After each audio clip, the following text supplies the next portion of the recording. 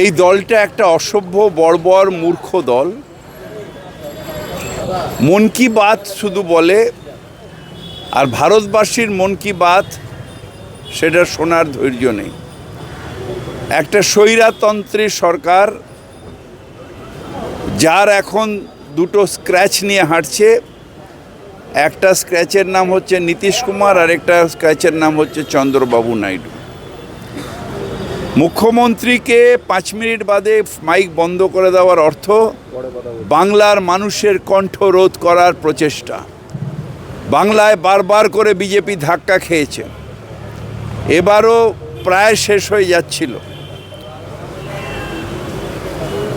ইসবার 200 পার হয়ে গেছে পকার পার।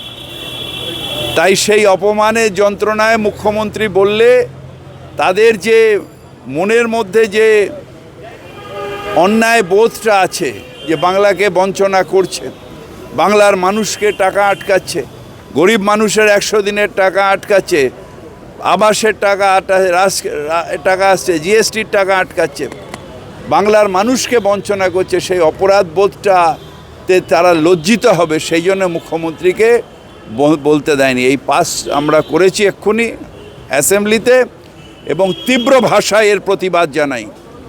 মুখ্যমন্ত্রীর কণ্ঠ অর্থাৎ বাংলার 10 কোটি মানুষের কণ্ঠ রোধ করার ক্ষমতা বিজেপি কোথা দিয়ে পেল? বঙ্গভঙ্গ করে দিয়ে অন্যায় পাপ যে বিজেপি করবার চেষ্টা করছে, তার প্রতিবাদ তীব্র ভাষায় জানাই।